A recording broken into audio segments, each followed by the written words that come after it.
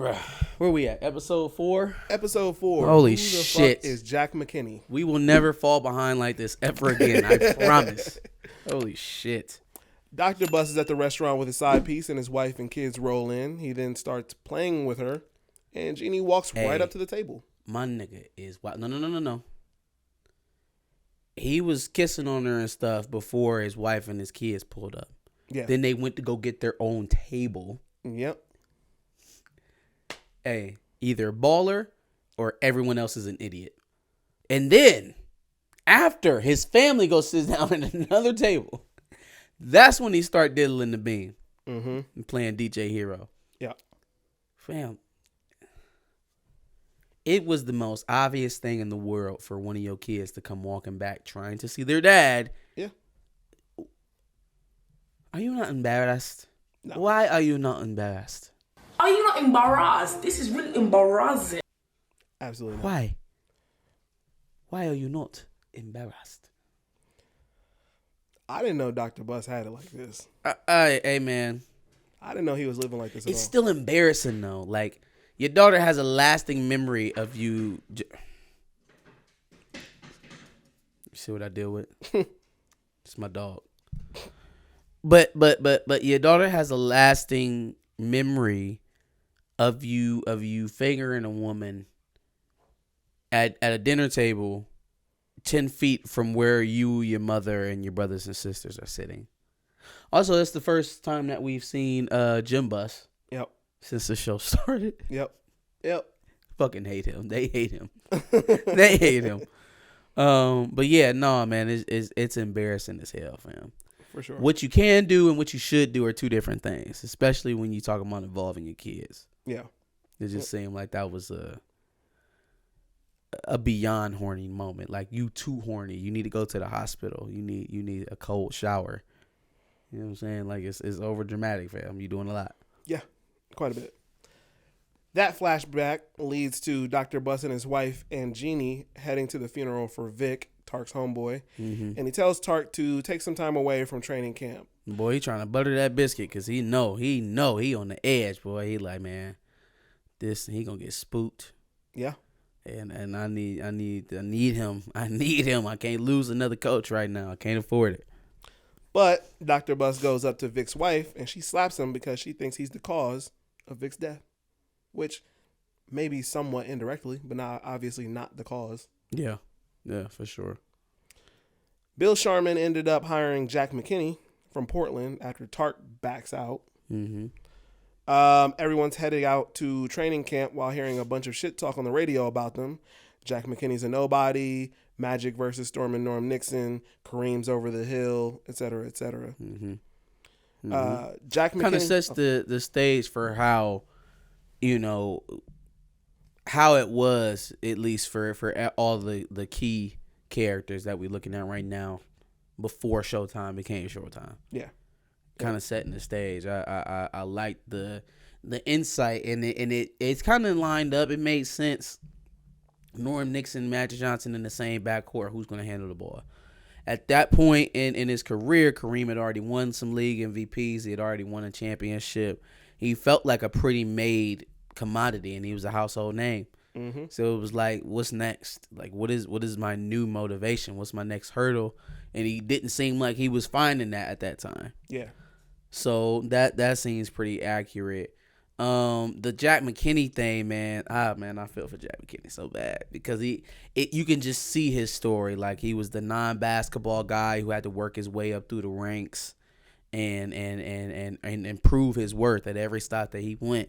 And he finally cashed in his hard work and his reputation of being a planner, a savant, if you would, at the right time, at the right opportunity, and it worked out for him. At least it started to work out for him. So Jack McKinney makes it to Palm Springs where Dr. Buss is waiting with Bill Sharman and Jerry West. And, of course, he's got mad bitches trying to impress the new coach. However, Jack McKinney wants to meet the team and get right to work. Get right to it. All this fuck around, man. You ain't got to do that for me. I said yes, so let's go. Yeah. Let's go. Magic is rooming with Michael Cooper, and Coop's wife is a thug. Boy, she don't play no shit, huh? Miss At Cooper all. said, I'm pulling up to training camp. I'm going to unpack all your shit and drop you off like you going to summer camp for real. Fix the car on the way in On the the fucking way there. desert. Yeah, no. Miss Cooper, nice. Absolutely. That's where he got that Minister of Defense. That was really his wife's name. Yeah. Oh, yeah. Big time. Pat Riley comes in and provides the playbooks to Coop and Magic. Magic gets on him about getting dunked on in the championship game. And then he announces that he's assistant announcer and travel secretary, which... Like, bro, listen. What if Steve Kerr started out handing Stephen Clay fucking Starbucks? Like, Steve Kerr is not, game-winning shot, in the playoffs with Michael Jordan. He's not, the guy who got punched in the face by Michael Jordan. He's just a guy. So let's say Aaron Kraft. Aaron Kraft is handing Stephen Clay. You know why I got to be Aaron Kraft? Hey, listen. Pat Riley, Aaron Kraft. Well, anyways, Aaron Kraft is handing fucking Stephen Clay Frappuccinos, and then all of a sudden, by some twist of fate, he ends up being the head coach of the Golden State Warriors. How do you think that there's no possible way. Like, I understand why Magic was not only, obviously why he was skeptical of Paul Westfield or Westhead. What was the assistant coach's name? Paul Westhead. Westhead. Obviously he wasn't even confident in himself.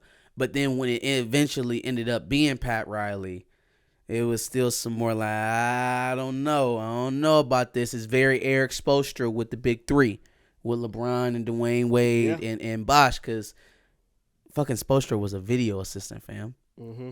So imagine if you D Wade and this nigga that used to get you coffee and take you through and hit pause and rewind on the goddamn VCR while you watched film all night is your head coach now. Yeah. I call foul. Foul on the play. Technical foul. For sure. Who the hell is this? For sure. But we all know how it worked out. So Absolutely. Magic thinks shit's sweet and tries to walk into the meeting like he back at Michigan State. That's when Kareem plays him to the left and tells him to bring his morning paper section by section with a glass of orange juice because he's a rook.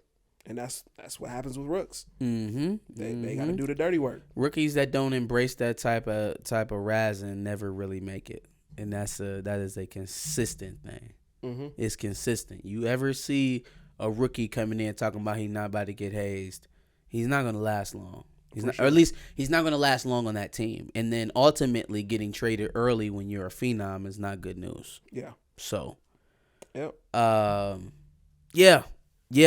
I mean, I think Magic was in a good situation because, see, his vet, the real vet, not Norm Nixon. Norm is just a basketball player who's been around for a while. Mm-hmm.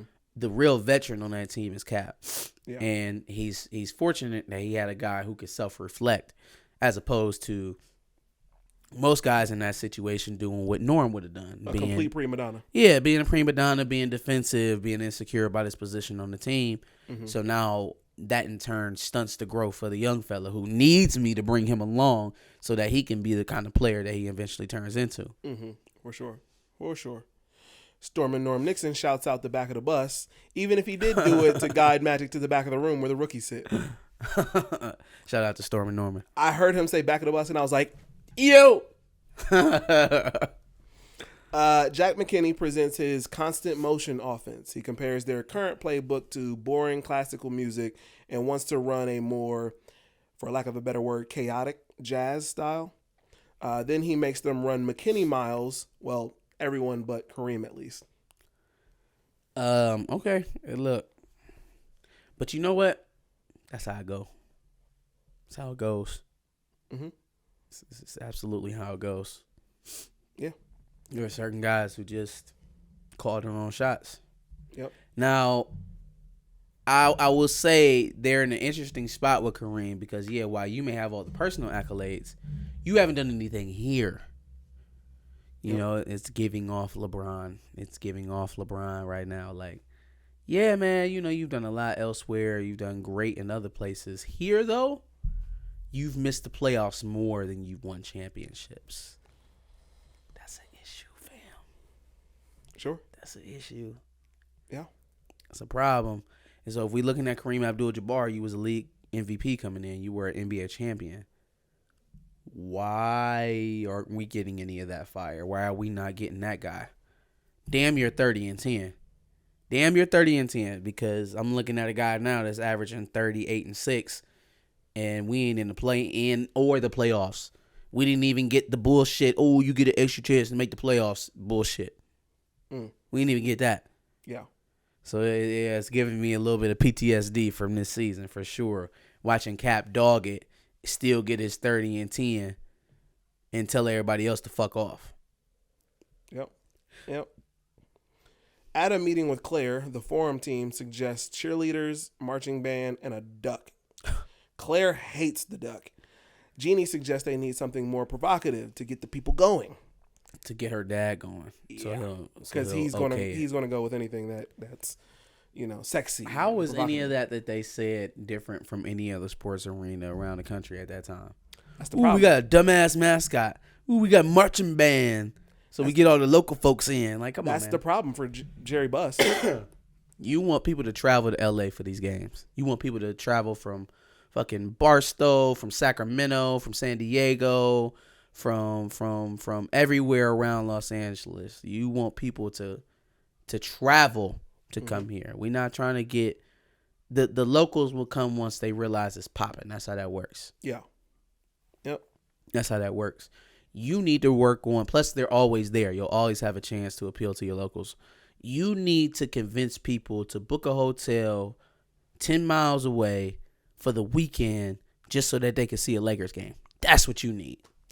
Because once the locals do start flooding it in, now you got literally everybody. Mm-hmm. You got a waiting list at this point to try to get into the Lakers. That's the way to trying to book the arena year round. And plus, the locals aren't going to take to it immediately anyway because they've seen your team stink it up for at least a couple years now. For sure. Magic shows up to Kareem at 5:59 in the morning with his paper and glass of orange juice. Kareem turns down the glass of orange juice, which continues to be a theme. You bastard. Also, okay, so Kareem is a born-again Muslim dating white women. Yeah, no, that was swore off pork, but not the white girls. That was a problem for me. I'm like, all right, Kareem, that's cool and all, but we picking and choosing what we doing now. I like not to say that Islam is that of a bigoted faith or anything like that. I just know that there is a certain attitude towards dating Caucasian women within that community. For sure. I just found it very interesting that he was a high profile parishioner of Muslim faith, and he chose that partner. That's it. I would agree. Jack McKinney isn't everyone's favorite, pushing everybody during training camp, making them run obviously a shit ton. Who is homeboy? Who is the veteran guard who's about to get cut? Ron Boone. Never heard of you. Makes sense. Yep. Ron Boone. Magic then explains why he passes the way he does. Why he does all the, the flashy passes and whatnot. Hey man, when homeboy got hit in the head with the ball, I'm like, who are you blaming for that? Why am I looking at the back of your head as a guard? Yeah. Yep. All right, I'm looking at the back of your head when you first start running. You get anywhere past or near the half court line, you should be looking back at me. Mm-hmm. It's like a receiver, right? All right, keep your head down to get into your break. Once you start separating, start looking back for the ball. Mm-hmm. I better not hit you in the back of the fucking helmet with this ball. I better not. Yeah.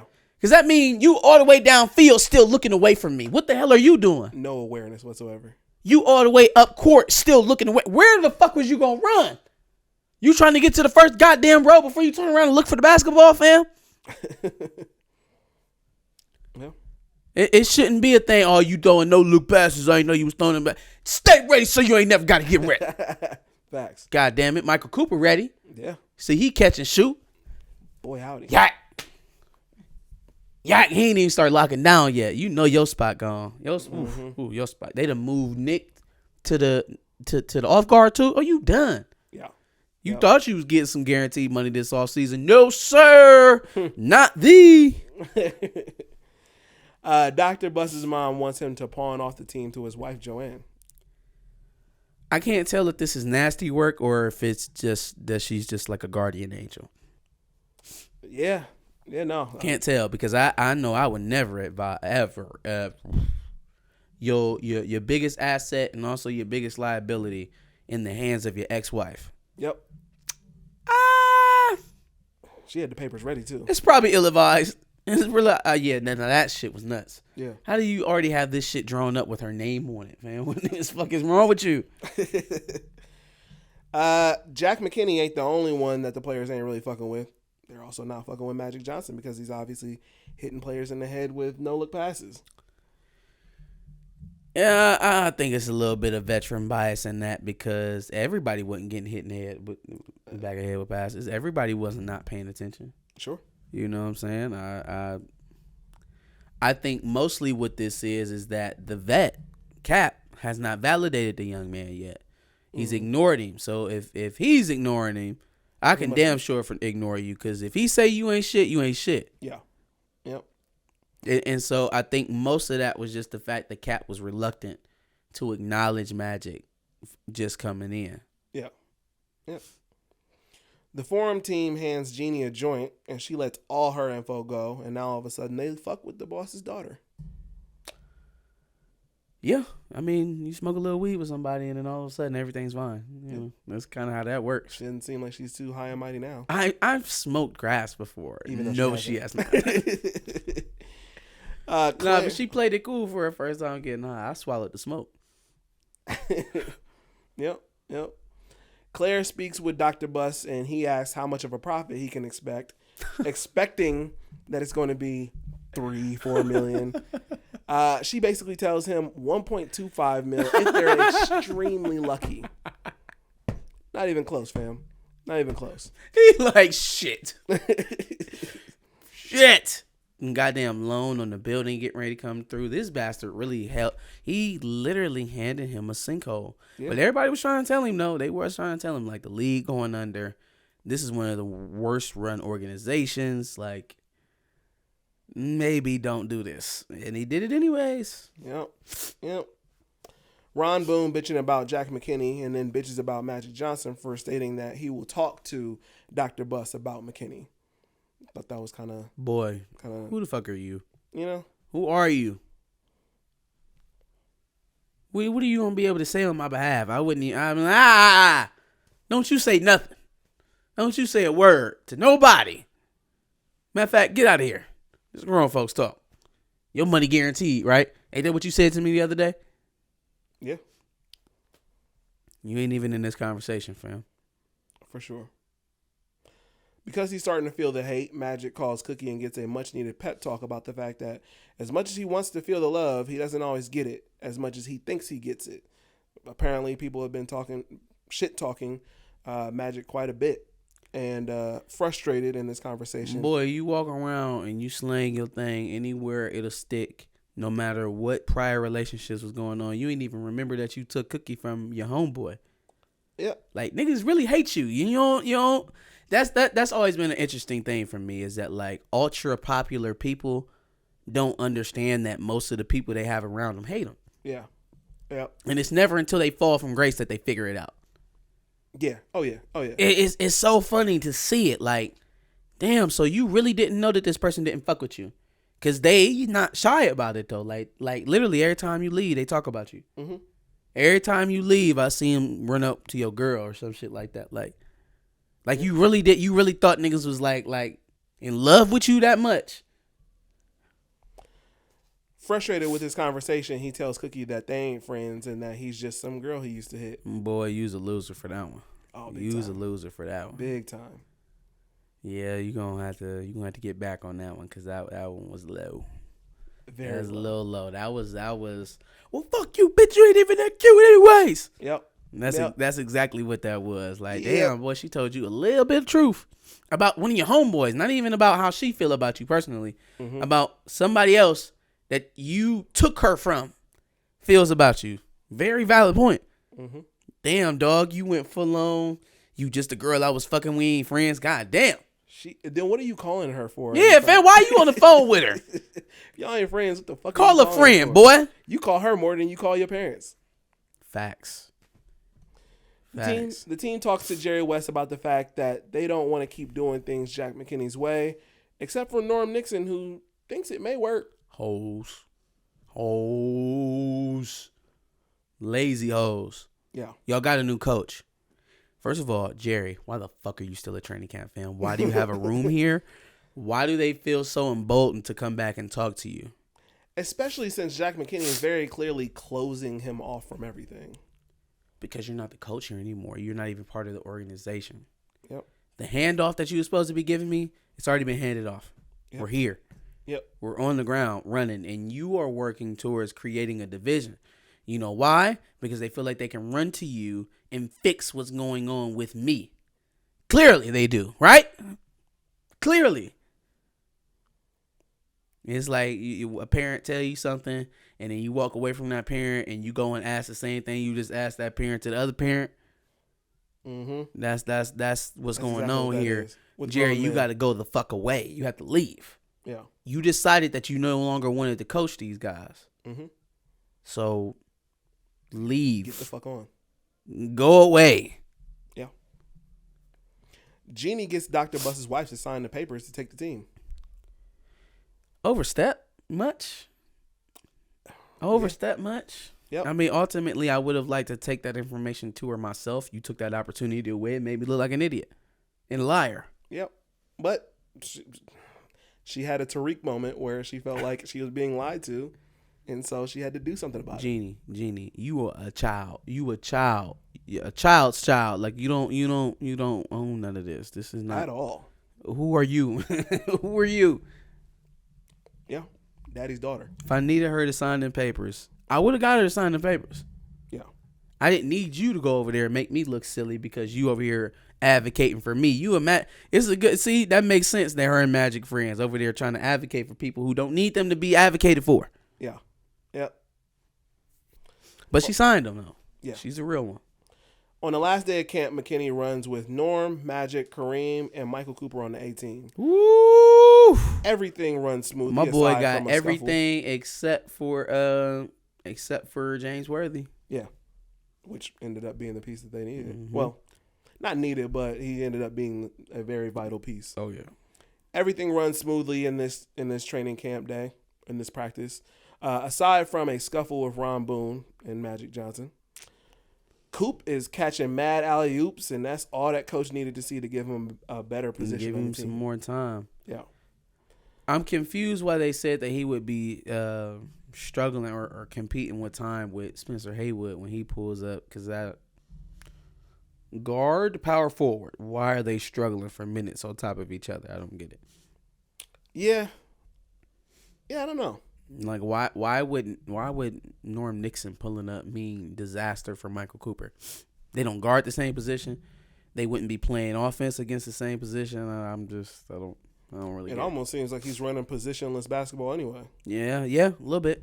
If you can run the system, that's all that matters. How did they go that long without even considering that to be an eventuality? Well, we got Norm Nixon and we got Magic Johnson. He plays power forward. Nobody else other than Jerry West wanted to move Magic Johnson into the post. How did we not get to a point where we're either talking about trading Norm or putting Norm and Magic in the same backcourt? How did we? Nobody? Nobody. Not a single person? Nope. So Jack McKinney, the third Lakers coach in the last 3 months, is the only one that thought about that? Oh, well, I mean, Norm likes to score anyways. He doesn't really pass the ball like that, so just let him play the guard. Let him play the two. Mm-hmm. Nobody? Whoever gets the ball can run the point. Doesn't really matter. Okay. Jeanie Buss and Claire Rothman pitched the Laker girls and a Showtime atmosphere, and now we've got a new Showtime aesthetic for the forum. Paula Abdul? Yep. Paula Abdul was the first Laker girl? According to the story. That's nuts. That's nuts. Yep. That is absolutely crazy.